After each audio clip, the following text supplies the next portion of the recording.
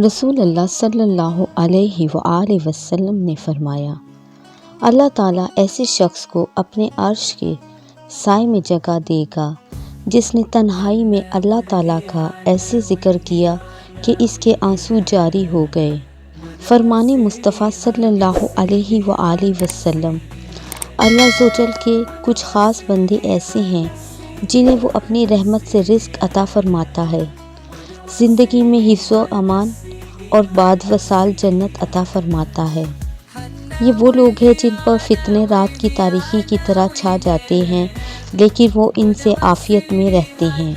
رسول اکرم صلی اللہ علیہ وآلہ وسلم نے فرمایا، جو قوم زکوٰۃ سے انکار کرتی ہے اللہ تعالیٰ اسے بھوک اور قحط سالی میں مبتلا کر دیتا ہے۔